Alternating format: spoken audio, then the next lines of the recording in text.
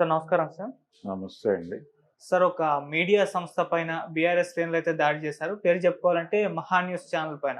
అంటే phone tapping వ్యవహారంలో చాలా ఎక్స్‌ట్రీమ్‌కెళ్ళిపోయారన్న ఆరోపణల నేపథ్యంలో ఈ దాడులు జరిగినట్టుగా తెలుస్తుంది. సో చాలా వరకైతే కార్లు ఇవన్నీ కూడా ధ్వంసమయ్యాయి.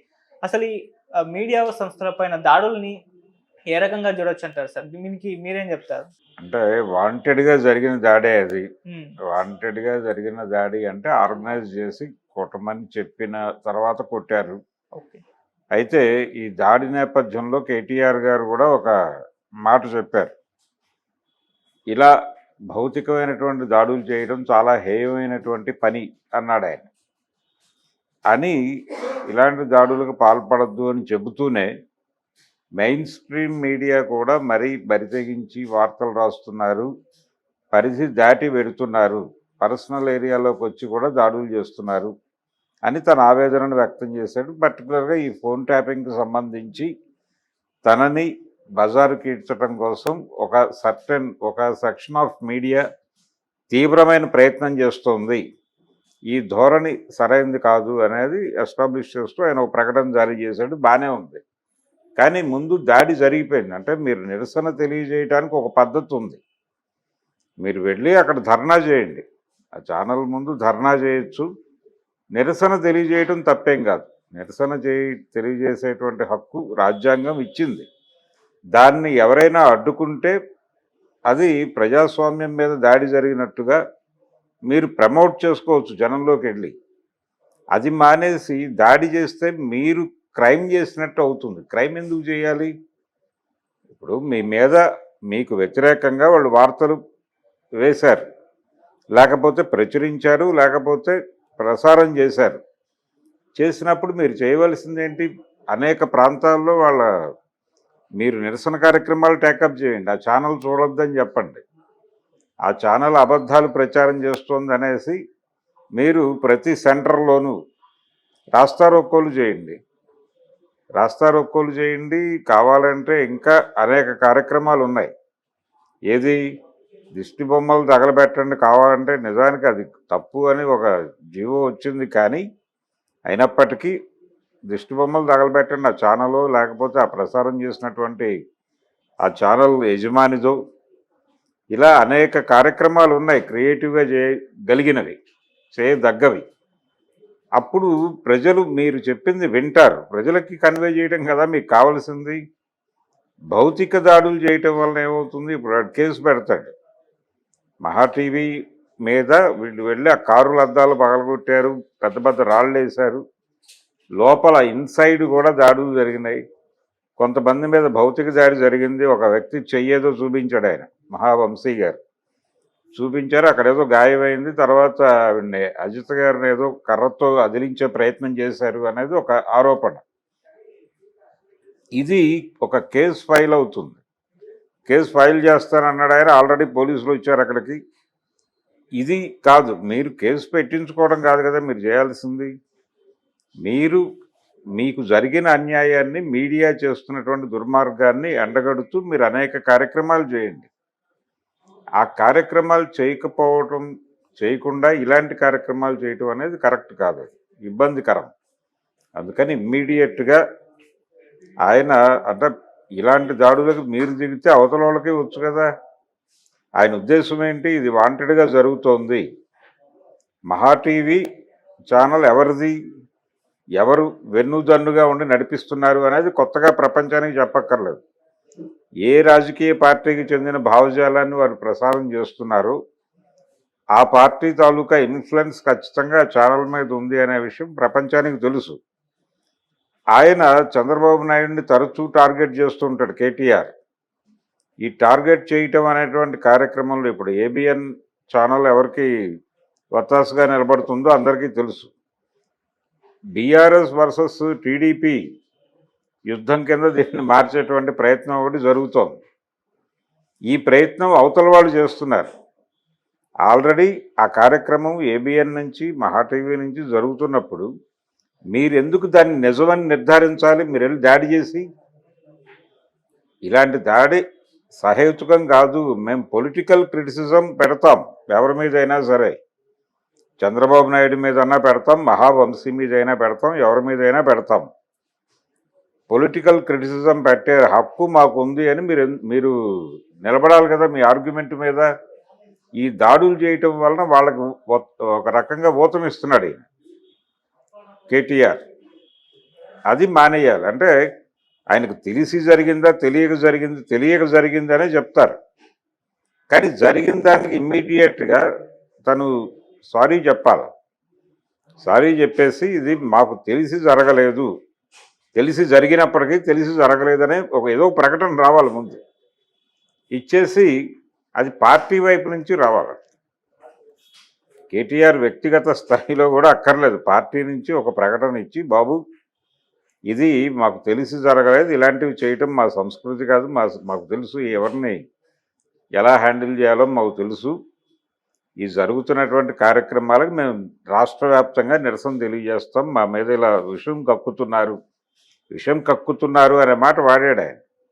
ఆ విషం కక్కటానికి మేము రాష్ట్ర వ్యాప్తంగా నిరసన తెలియజేస్తున్నాము అని నిరసన కార్యక్రమాలకు పిలుపునివ్వండి. ప్రతి కలెక్టరేట్లోనూ వెళ్ళి అక్కడ మెమరాండాలు ఇవ్వటాలు ఇలాంటివి చేయండి. అలాగే పబ్లిక్ ప్లేసెస్లో మీటింగులు పెట్టండి, స్ట్రీట్ మీటింగ్స్ పెట్టి మహా టీవీ చూడొద్దని చెప్పండి, ఎక్స్పోజ్ చేయండి. వాళ్ళు చేస్తున్న దుర్మార్గాన్ని మీరు ఎక్స్పోజ్ చేయండి, తప్పేం లేదు దానిలో. కానీ ఫిజికల్ దాడులు చేసేసరికి క్రైమ్ అవుతుంది. అది ఎవరు చేసినా అంతే. ఒకటి, నిరసన తెలియజేయటానికి వెళ్ళినప్పుడు నిరసన మాత్రమే తెలియజేయాలి. మీరు క్రిమినల్గా మారద్దు. ఈ క్రిమినల్గా మారటం అనేది ప్రమాదకరం. ఈ ధోరణి ప్రమాదకరం. మీరు ఈ రోజున చేశారు, రేపు పొద్దున వాళ్ళు చేస్తారు. మీరు అధికారంలో ఉన్నప్పుడు మీకోసం ఇంకెవరి మీదో దాడి చేసినప్పుడు మీ పరిస్థితి ఏమిటి? మీరు కార్నర్ అవుతారుగా. అందుకని ఈ కల్చర్ని ప్రమోట్ చేయటం అనేది ఎవరికైనా తప్పే. కాబట్టి ఆ కల్చర్ని ప్రమోట్ చేయకుండా కొంచెం సభ్యతతో ప్రవర్తిస్తే మంచిది okay BRS party. Okay sir.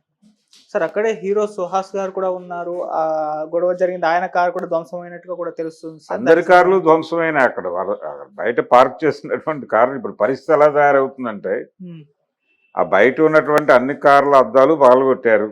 Okay. So ఆ కారు రిపేర్ చేసి ఇవ్వాల్సినటువంటి బాధ్యత వాళ్ళది. ఛానల్ వాళ్ళు తీసుకోవాలి ఒకటి. రెండోది, ఈ రకమైనటువంటి అటాక్స్ జరగటం మొదలు పెడితే కారు అలా ఓపెన్గా పెట్టరు ఎవరు. నిజానికి పార్కింగ్ ఉంది దానికి సల్లార్ పార్కింగ్ కలదు ఆ ఆఫీస్కి. ఆ సల్లార్ పార్కింగ్లో ప్రొటెక్ట్ చేసుకొని అక్కడ ఏదైనా సెక్యూరిటీ ఏర్పాటు చేసుకుని పెట్టాలంటే ఏం జరగదు అనే ఉద్దేశంతో ఇది పైన ఓపెన్ పార్కింగ్ను కూడా వాడుతున్నారు వాళ్ళు. కానీ ఇది జరిగింది. ఇది రిపీట్ అయ్యే అవకాశం ఉంది. అంటే ఇది ఒక ట్రెడిషన్గా మారితే ఎవరికి భద్రత ఉండదు. ఇప్పుడు వాళ్ళు లోపలికి వెళ్ళిపోయి న్యూస్ రూమ్లో దాకా వెళ్ళిపోయి దాడులు చేశారు అని చెప్తున్నాడు ఆయన. లోపల కొన్ని పగిలిపోయిన అద్దాలు అవన్నీ కనిపిస్తున్నాయి, లోపల విజువల్స్ కూడా బయటకు వచ్చినాయి కదా. ఒకవేళ స్టూడియోలో ఇన్ కేస్ ఎవరైనా గెస్ట్ ఉంటే వాళ్ళు ఏమిటిది ఇలా చేస్తున్నారు అని కనుక లేచి మాట్లాడితే ఈ వెళ్ళినటువంటి క్యాడరు అతను ఎవరు ఏమిటి అని చూడకుండా మమ్మల్ని కాదంటావా అని కొడితే ఏమిటి పరిస్థితి? ఒక మూడ్లో వెళ్ళినప్పుడు విచక్షణ ఉండదు. విచక్షణ అనేటువంటి నరం పనిచేయకుండా ఉన్నప్పుడే ఇలాంటి దాడులు జరుగుతాయి. ఈ దాడులు వీళ్ళ ఇమేజ్ని డ్యామేజ్ చేస్తాయి. అది తెచ్చుకోకూడదు. మీరు గౌరవప్రదంగా ప్రజాస్వామిక పద్ధతుల్లో చేయండి. వాళ్ళు చేసింది తప్పే, దాన్ని ఎవరు కాదంటలేదు. మీ పర్సనల్ స్పేస్లోకి వచ్చి వాళ్ళు గనక రాసుంటే, రాయటం జరుగుతోంది, నేను రాయట్లేదని నేను అంటలేదు. ప్రతి ఒక్కరూ పర్సనల్ స్పేస్లోకి వెళ్ళి ఒకళ్ళ మీద ఒకళ్ళు ఆయన చెప్పినట్టుగా, కేటీఆర్ చెప్పినట్టుగా విషం చిమ్ముకోవడం అనే కార్యక్రమం జరుగుతోంది. చంద్రబాబు నాయుడు గారు కూడా విస్పరింగ్ క్యాంపెయిన్ అనేటువంటి కార్యక్రమానికి ఆయనే నాంది పలికాడు భారత రాజకీయాల్లో, పర్టికులర్గా తెలుగు రాజకీయాల్లో. తను ఎవరి మీదైనా దాడి చేయదలుచుకుంటే ఆ క్యారెక్టర్ అసాసినేషన్ ప్రోగ్రాం అనేది చాలా చెవి కింద జోరీగలాగా ప్రచారం చేస్తారు. ఆ చెవి కింద జోరీగలాగా ప్రచారం చేసి నెమ్మదిగా మనసుల్లోకి ఇంకేలా చేసి అదొక ప్రోగ్రామ్, అదొక క్యాంపెయినింగ్ సిస్టమ్ ఉంది ఆయనకి. దాని పట్ల మీరు నిరసన తెలియజేయండి, మాట్లాడండి, 100 చోట్ల మాట్లాడండి. మీకు అవకాశం ఉంది, మీకు ఛానల్స్ ఉన్నాయి, పేపర్లు ఉన్నాయి, రాయండి, విస్తృతంగా ప్రచారం చేయండి, తప్పేమీ కాదు అది. ఇది జరుగుతున్న మాట వాస్తవమే. జరుగుతున్న దాన్ని ఎక్స్పోజ్ చేయడానికి మీరు రకరకాల ఫోరమ్స్ని ఎంపిక చేసుకుని ఆ పనిలో ఉండండి. అలా కాకుండా వెళ్ళిపోయి మేము ఫిజికల్గా అద్దాలు పాలు కొడతాం, మనుషుల్ని కొడతామంటే అలాగా? అవతల వాళ్ళ చేతికి ఆయుధం ఇస్తున్నారు మీరు ఇలాంటివి చేయటం వల్ల. అవతల వాడిని కార్నర్ చేయడానికి ఏం చేయాలో అది చేయాలి. ఆ కార్నర్ చేయటం మానేసి ఆయుధాలు అందించే పని చేయటం అనేది ఖచ్చితంగా తప్పు. ఎత్తుగడల రీత్యా తప్పు. వాళ్ళ కార్యక్రమం తప్పని నేను అంటలేదు, వాళ్ళు ఏదో అద్భుతాలు రాశారని నేను అంటలేదు. మహా టీవీలో ప్రసారం చేసిందో లేకపోతే మరో పత్రికలో అచ్చయిందో అందులో పూర్తి వాస్తవాలు ఉన్నాయని నేను అనుకోవడం లేదు. ఫోన్ ట్యాపింగ్ అనేది అనైతిక చర్య. ఈ ఫోన్ ట్యాపింగ్ అనేటువంటి కార్యక్రమం కేవలం ఇప్పుడు కేటీఆర్ అకౌంట్లో నడుస్తున్న ఫోన్ ట్యాపింగ్ మాత్రమే కాదు, చాలామంది ఫోన్లు ట్యాప్లోనే ఉన్నాయి. ఒకళ్ళు ఇద్దరు కాదు, రకరకాల రాజకీయ కార్యకర్తల ఫోన్లన్నీ ట్యాప్లో ఉన్నాయి. ఇదేదో బయటపడింది, నలుగురు పేర్లో 10 మంది పేర్లో, ఇద్దరు సినిమా యాక్టర్ల పేర్లో అవి పట్టుకుని హడావిడి చేస్తున్నారు. కానీ నిజంగానే సీరియస్గా ఫోన్ ట్యాపింగ్ వ్యవహారం మీద ఫైట్ చేసే ఉద్దేశం ఉంటే అసలు ఎవరెవరు ఫోన్లు ట్యాప్ అవుతున్నాయి, అసలు ఫోన్ ట్యాపింగ్ అనే కల్చర్ కరెక్టా కాదా అనేది చూడాలి. ఆ మధ్య ఒక సాఫ్ట్వేర్ తీసుకొచ్చి ఆ సాఫ్ట్వేర్ ద్వారా మొత్తం అందరి ఫోన్లు కంట్రోల్లో తీసుకునే ప్రయత్నం చేస్తోంది ప్రభుత్వం అని చెప్పి ఒక వార్త సర్క్యులేట్ అయింది. దాని మీద జాతీయ స్థాయిలో గొడవైంది. పెగాసస్ అనే పేరుతో సాఫ్ట్వేర్ పట్టుకొస్తున్నారు అని.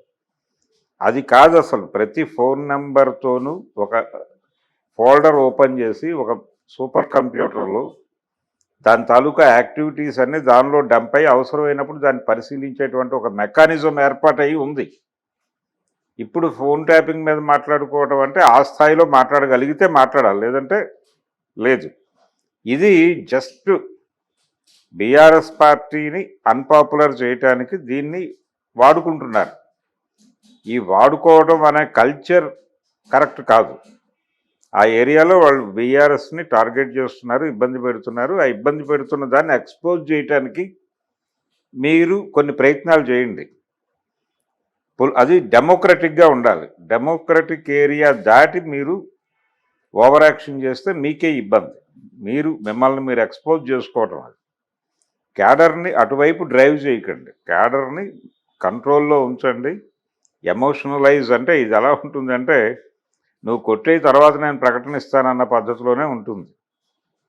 ముందు కొట్టేయండి, తర్వాత మనం సారీ చెప్దాం అని నడుస్తుంది. ఇది కరెక్ట్ కాదు. ఇది అంటే డ్యూయల్గా నడుస్తున్నారు మీరు అనేది ఎక్స్పోజ్ అవుతుంది. ప్రపంచం ఆల్రెడీ తెలుసు. అది దాడి జరిగిన మరుక్షణం ఈయన ప్రకటన వచ్చింది, భౌతిక దాడులు హేయమైనవి అని. అక్కడ భౌతిక దాడి జరిగిన పావు గంటలో ఈయన ప్రకటన వచ్చింది. ఎవరు చేశారు, ఎందుకు మాట్లాడారు, ఈ ప్రకటన ఎప్పుడు వచ్చింది, దీనికి సంబంధించి ప్రపంచం అంతా కళ్ళు మూసుకుని పాలు తాగుతోంది అనుకుంటే తప్పదు. కొంచెం పద్ధతిగా ఉండండి, ప్రజాస్వామికంగా వ్యవహరించండి. అవతలని కూడా ప్రజాస్వామికంగా వ్యవహరించమని అడగటానికి మీకు ఒక స్ట్రైచర్ ఉంటుంది. అప్పుడు ఆ స్ట్రైచర్ కోల్పోతున్నాడు ఇప్పుడు కేటీఆర్ గారు. ఓకే, అది తప్పు. అలాగే మీడియా మీద దాడులు అంటే ఇది యాక్చువల్గా మీడియా మీద దాడిలా కనిపిస్తోంది, కానీ మీడియా మీద దాడి అనేస్తున్నారు అందరూ, బాగానే ఉంది. కానీ ఇది పొలిటికల్ వారే. ఇది తెలుగుదేశం వర్సెస్ బీఆర్ఎస్గా నడుస్తున్నటువంటి సందర్భంగా కనిపిస్తోంది. కాబట్టి ఇప్పుడు తెలుగుదేశం పార్టీ భావజాలాన్ని భుజానేసుకుని ప్రజల్లోకి తీసుకెళ్తున్నటువంటి ఇతర ఛానల్స్ ఉన్నాయి. ఇందాక నేను చెప్పాను, ఆల్రెడీ ఏబిఎన్ ఉంది, ఆయన వెళ్ళి ఆల్రెడీ వాంగ్మూలం ఇచ్చొచ్చాడు రాధాకృష్ణ గారు. అయిపోయింది, ఆ స్టోరీ అయిపోయింది అని అనుకోవడానికి లేదు. అక్కడ కూడా కొంత థ్రెట్ ఉండేటువంటి అవకాశం ఉంది. అలాగే TV5 కూడా కొంత ఆ మార్జిన్, ఆ లైన్ తీసుకుని ప్రయాణిస్తున్నటువంటి వ్యవస్థగా అందరికీ తెలుసు. కాబట్టి అక్కడ కూడా ఏదైనా చిన్న బ్లాస్టింగ్ లాంటి కార్యక్రమం పెట్టుకోవచ్చు. అంటే పొలిటికల్గా వారుగా మారిపోయిన తర్వాత ఇప్పుడు ఛానల్స్ అన్నీ కూడా, ఛానల్స్ కానీ పేపర్లు కానీ ఒక స్టాండ్ తీసుకుని నడుస్తున్నాయి. ఈ స్టాండ్ తీసుకుని నడుస్తున్న సందర్భంలో ఈ లైన్కి సంబంధించిన ఈ లైన్ మీద నిలబడి ఉన్నటువంటి ఎవరి మీదైనా ఏ క్షణమైనా దాడి జరిగే అవకాశం ఒక ఇండికేషన్గా చూడాల్సి ఉంటుంది. మహా టీవీ మీద దాడిని చూసినప్పుడు వీళ్ళు కొంచెం అలర్ట్ అయిపోయి కొంచెం భద్రత ఏర్పాట్లు చేసుకోవాల్సిన అవసరం అయితే ఉంది. ఆల్రెడీ ఆ ఏర్పాట్లు జరుగుతున్నట్టున్నాయి. అందుకని ఇది కొంచెం విస్తృతంగా హైదరాబాద్లో కేంద్రీకృతమై ఉంది. మీడియా అంతా హైదరాబాద్లో కేంద్రీకృతమై ఉంది. ఇక్కడేమో తెలంగాణ రాజకీయాలు వీళ్ళు సపోర్ట్ చేస్తుంది ఆంధ్ర రాజకీయాలని. ఇదొక గొడవ ఉంది ఇక్కడ. ఇన్ని గొడవల మధ్య మీడియాలో పనిచేస్తున్నటువంటి ఎంప్లాయీస్ మీద దాడులు జరిగితే ఏమైపోద్ది ప్రపంచం అనేది ఇప్పుడు ప్రధానమైనటువంటి ప్రశ్న. ఓకే.